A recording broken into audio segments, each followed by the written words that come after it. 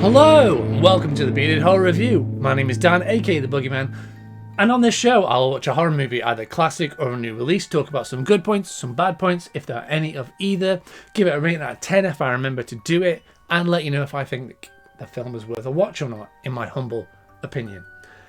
And this week we're going to be talking about a film that I have been waiting for a long time. We're going to be talking about the brand new release of Alien Romulus. Before we carry on, guys, if you could leave a like and subscribe on this video, that would be so awesome. It's a little click for you, but it means a big deal to me, and I would really appreciate it. Thank you very much. So yeah, brand new, finally, we get Alien Romulus. Now, I think it's safe to say that I am a fan of the Alien franchise. I have been a fan for a long time. There's a really big reason for that. Alien was the first proper horror movie that I ever saw. I saw it when I was about 8 years old. I remember back in the past when we had VHS tapes and you'd film things off the TV. My dad had a bunch of them. And I remember going into the cabinet and seeing a VHS that had scribbled on the side, Alien. And I asked him if I could watch it. I was about 8 years old. And he turned around and said, "If you get scared, it's your own fault." Sure you want to do this? And I watched it. And I don't remember if I was scared or not. I probably was scared. Let's face it, an 8-year-old watching Alien, probably crap myself. But that's where my love for the genre started. I loved horror and I loved sci-fi, and it kind of came from that film. So the Alien franchise has a big place in my heart. It's a big deal to me. So with Prometheus and Alien Covenant, I've been feeling a little bit disappointed. Let's face it, they're not the best films. Prometheus is good in its own right, but when you add it into the Alien franchise, it left people wanting more. So Alien Covenant came along, which I think is a giant mess. And that film nearly killed the franchise. But there was talks. People wanted more. There was an idea of doing a revised Alien 3, which a lot of people were on board for. The director of District 9 was working on it, but that never got past the ideas phase. But what did happen was this new film that we have today, Alien Romulus, directed by Fede Alvarez, from directors these amazing films. Wow!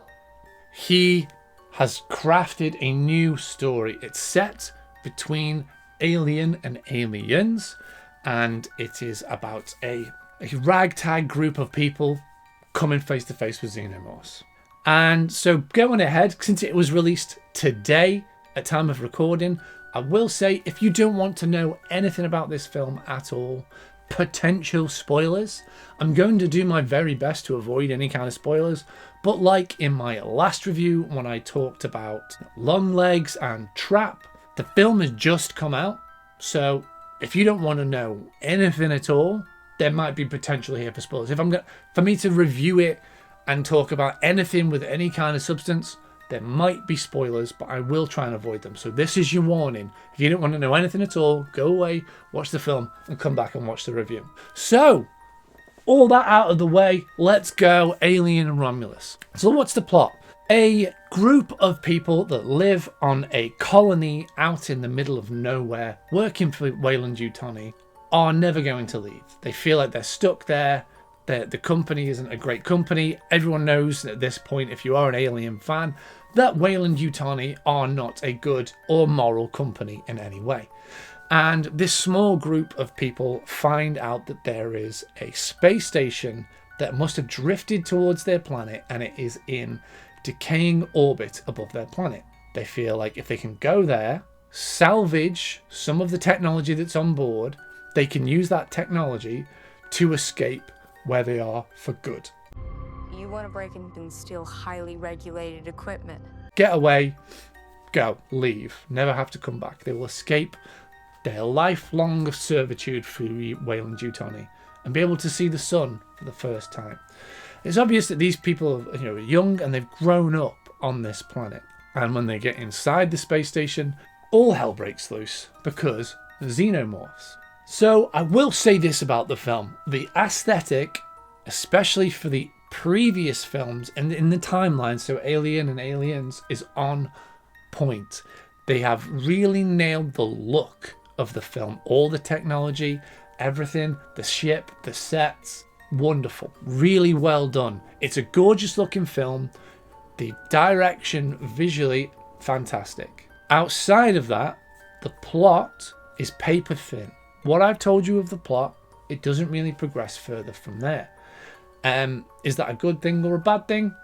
Let's face it, the Alien plot, the original Alien, was a bunch of space truckers coming home. They answer a distress signal. A parasite gets on board. Alien ensues. They have to survive. You know, it's haunted house in space. And what is this film as well? This film, it very much feels like, again, haunted house in space. It reminds me of Don't Breathe. They're going somewhere that they shouldn't be, and unfortunately there's something inside that will halt them and hunt them down and stop them from getting away. To a degree. But I will say this, that they forget to do, because they want to rush to get to the exciting action plot. Alien 1 does it, Aliens does it. There's many films that we can cite that do this. Is the one thing that they don't do. And the reason why I'm just saying Aliens is because obviously that's the same franchise. They don't build the rapport with our characters. Alien and Aliens spend a good hour getting to know who our characters are, getting to build a relationship, showing that they are real people in a real situation. And this film doesn't do that. This place gives me the creeps. It is so breakneck from when the film starts to when we end up on the space station. And that is one of its massive downfalls, that they don't build up that relationship. I think people have forgotten that you can take your time to build relatable characters. One, because then you're invested in those characters. You don't want to see them come to harm. Two, it's believable that these are real people and they're not just stereotypes. And unfortunately, some of the characters in this film are stereotypes. There was one character in particular that I hated his acting. I thought it was really bad. Stop playing around, man. Just get up. I'm not playing around. There's something in the water. I'm not saying I'm an actor, but you know, I can see that his acting really stood out compared to the rest of the cast, who were quite good. He was also a stereotype. He was such a stereotype, and it really jarred on me. I didn't feel any camaraderie between these people. There was supposed to be this idea that, you know, that they all know each other and they've all grown up together, and this is why they are joining together to escape, but they're not. There's a hint of internal conflict at the start, and that's gone. There's another internal conflict, which is just a stereotype that has happened in all films of this kind of caliber, all kind of sci-fi films of people don't like robots. That is played out really just to be able to further along the plot. There are some really good character moments in this where shifts happen and motivations change for various reasons that I won't get into because spoilers. Run. And I don't want to spoil anything for you guys, but that was really well done to a point. Unfortunately, instead of having the plot follow this needs to happen, but then this happens, so then this happens, it goes from that to this needs to happen, so this happens, to and then they do this, and then they do this. The consequences of their actions stop driving their motivation, and their motivations become action set pieces. They just make decisions that put them in worst case scenarios to create an action piece. The film feels short as well, like a lot is missing, and I think a lot of character development was probably put on the cutting room floor because it goes so quick into action scene to action scene. There is some beautiful CGI in the film. The environments and the spacescapes look fantastic. But then on the other end, there is some awful CGI, in particular to a character. It looks terrible. Really stood out. I found it really jarring, and it was really unnecessary. The reason why they put it there is because references.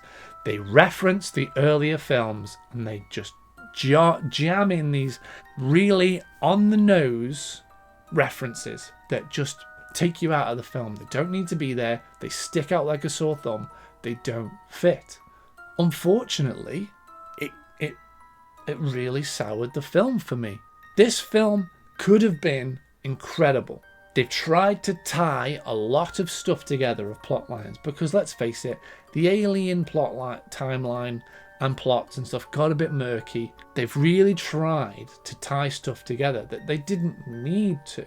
And I think that's one of the main problems with the Alien franchise, is over-explanation.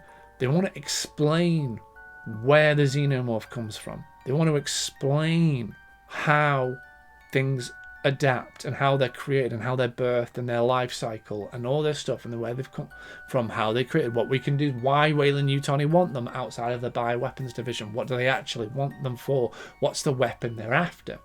And it doesn't make sense. And talking about not making sense, the ending of this film made me slap my forehead in disappointment. It was like fan fiction. It was a fan fiction ending. It was so ridiculous. Some people might see it and enjoy it, but honestly, I thought it was such a stupid thing to do. There's something that the previous films had these ideas of doing, and I won't say what they are, but they wanted to implement this idea into some of the films like Alien 3 and Alien 4. It didn't work. It didn't work then. It doesn't work now. I honestly was so frustrated at the ending. And like I said, it was all over the place, and they've just cut. It's almost like they wanted to go, right, let's stick this weird thing in there, but then do the copy and paste last 2 minutes of every Alien film. And it's just like, come on, like, you had such potential, and you've restricted yourselves by trying to go, oh, let's explain this, let's explain that. I left disappointed, and I'm sorry to say that, because I'm a huge fan of the Alien franchise. Alien and Aliens, they are two of the greatest movies of all time. Alien Isolation, the game, is incredible. They could have made a film in the vein of Alien Isolation, and it would have been fantastic. But instead, we've gotten Alien Slender Man, and we shouldn't have had that. It's just disappointed me. I really wanted this to be good, and there's so much potential in there, but they forgot the main things that we love about the Alien franchise. Me personally, I can't speak for everybody, of course, but we love the characters and the everyday Joe character, and we want them to succeed. And not just Ellen Ripley, but that first film, you don't even know who the main character is until most of the way through, when it turns out to be Ellen Ripley. Secondly, we want the xenomorph to feel scary. It is the perfect organism, according to the films. And it ain't so perfect in this. In fact, it's a bit of a mess. And they pulled an Alien 3 at the start of this film. They pulled an Alien 3 where they built up this idea, and there's an idea of something that happens, and then within 10-20 minutes it's gone. And I was disappointed. I don't understand why they went the direction that they did, but you know, it is what it is. It's a 6 out of 10. Like I said, it's an enjoyable film to a point, but it falls flat on character and the ending. But yeah, that's all from me, guys. Hope you enjoyed this review. Let me know what your thoughts were with Alien Romulus down in the comments below. And like I said, don't forget to like and subscribe. You can follow me on social media, all links down below. And I have my Patreon up and running at the moment, and I will be putting some Alien content up there this week as of release of this video. But then until the next video, guys, happy watching.